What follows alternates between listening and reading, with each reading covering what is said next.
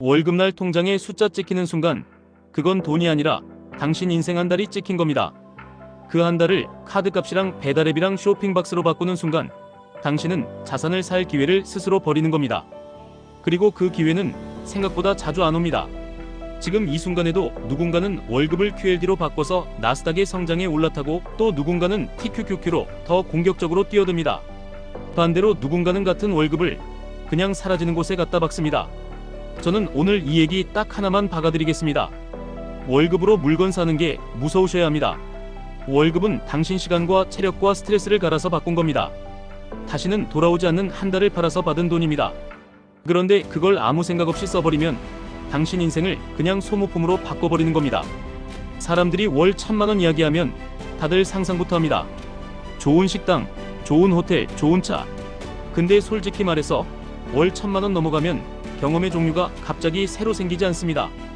빈도만 늘어납니다. 좋은 거, 가끔 하던 거, 자주 하게 될 뿐입니다. 그런데 빈부격차는 끝없이 벌어집니다. 왜냐, 돈이 돈을 낳는 구조로 들어간 사람과 월급이 월급으로 끝나는 사람의 차이니까요. 여기서 핵심이 하나 있습니다. 세상에서 돈에 반응하는 건 대부분 인간입니다. 나무 옆에 돈을 쌓아두면 나무가 더 빨리 자라지 않습니다. 고양이한테 돈을 쌓아두고 생선을 놓으면 고양이는 생선을 고릅니다. 돈이 힘이 생기는 이유는 돈에 반응하는 인간을 움직일 수 있기 때문입니다.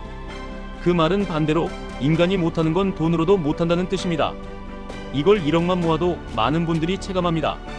아, 돈으로 할 수 있는 게 생각보다 별로 없구나. 그래서 위험한 함정이 생깁니다. 돈 모아봤자 별거 없네, 그럼 써야지. 이 마음으로 소비로 가버리는 겁니다. 근데 방향이 반대입니다. 월급을 써서 삶을 바꾸는 게 아니라 월급을 자산으로 바꿔서 삶의 난이도를 바꾸셔야 합니다. 여기서 QLD와 TQQQ가 왜 나오냐? 이건 정말 현실적인 이유입니다. 직장인이 자산에서 나오는 힘을 만드는 가장 쉬운 통로가 결국 시장이기 때문입니다. 사업이든 부동산이든 다 좋습니다. 근데 대부분은 시작이 어렵습니다. 반면 QLD는 나스닥 100을 기반으로 2배로 움직이도록 설계된 상품입니다. TQQQ는 같은 나스닥 100을 3배로 따라가도록 설계된 상품입니다. 즉, 월급이 작아도 시장의 성장 엔진에 붙는 속도를 올릴 수 있는 도구입니다. 여기서 오해하시면 안 됩니다. QLD와 TQQQ는 마법이 아닙니다. 특히 TQQQ는 변동성이 크고 큰 하락장에서 엄청난 낙폭이 나올 수 있습니다. 그리고 매일의 수익률을 기준으로 설계된 구조라서 흔들림이 큰 구간에서는 체감 수익이 달라질 수 있습니다. 그러니까 아무나 아무 비중으로 아무 때나 들이박는 게 아닙니다. 그럼에도 불구하고 월급을 인생으로만 끝내지 않으려면 이런 도구를 제대로 이해하고 쓰는 사람이 결국 앞서갑니다. 이제 제일 중요한 질문이 나옵니다. 당신은 월급을 어떤 이름표로 바꿔서 쓰고 있습니까? 월급은 내가 멈추면 멈추는 돈입니다. 자영업도 내가 멈추면 같이 멈추는 경우가 많습니다. 반면 자산에서 나오는 돈은 내가 쉬어도 나옵니다. 배당이든 이자든 월세든 내가 쉬는 날에도 들어옵니다. 이 차이가 인생 난이도를 갈라버립니다. 그래서 월급 단계에서 절대 하면 안 되는 게 있습니다. 월급을 그냥 소비로 전부 태우는 겁니다. 아끼다 똥 된다는 말, 그런 말하는 사람은 멀리 하셔야 합니다. 아끼면 똥 되는 게 아니라 아끼면 자산이 되고 자산이 되면 선택지가 됩니다. 내일 죽을지도 모른다는 말 듣기에는 멋있는데 확률로 보면 대부분은 내일도 살아있습니다. 더 무서운 건 죽음보다도 아픈 채로 오래 사는 가능성입니다. 그때 월급이 없으면 어떻게 됩니까? 그때 자산에서 나오는 힘이 없으면 어떻게 됩니까? 그 현실을 생각하면 지금 월급을 함부로 쓰는 게 더 위험합니다. 자, 이제부터는 실행으로 바꿔드리겠습니다. 복잡한 재테크 말고 딱 4가지로 정리하겠습니다. 첫째, 고정생활비를 먼저 잠그셔야 합니다. 이번 달은 경조사가 많아서 많이 썼다. 이런 말로 고정비가 흔들리면 시스템이 무너집니다. 1년 평균으로 계산해서 변동비까지 포함한 월 고정생활비를 정하시고 월급날 바로 분리하세요. 가정이 불안하면 투자고 공부고 아무것도 못합니다. 둘째, 월급이 들어오자마자 투자로 자동 이체를 거세요. 남는 돈으로 투자하는 게 아니라 투자하고 남는 돈으로 사는 겁니다. 여기서 가장 현실적인 기본 선택지가 QLD입니다. 왜냐, 나스닥의 장기 성장에 붙으면서도 TQQQ보다 부담이 낮기 때문입니다. 그리고 공격적으로 가는 분들은 TQQQ를 섞습니다. 다만 원칙이 필요합니다. 예를 들어 QQQ의 21선 같은 기준을 잡고 기준 위에서는 분할 매수 기준 아래에서는 현금 비중을 늘리는 식으로요. 이렇게 기준이 없으면 TQQQ는 멘탈을 찢어 넣습니다.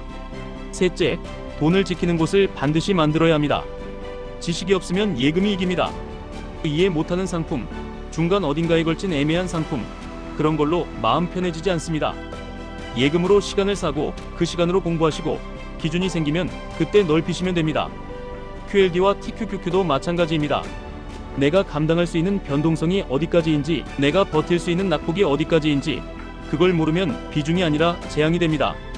넷째, 돈이 사라지는 곳은 맨 마지막입니다. 취향 소비, 즐기는 소비, 멋부리는 소비 다 좋습니다.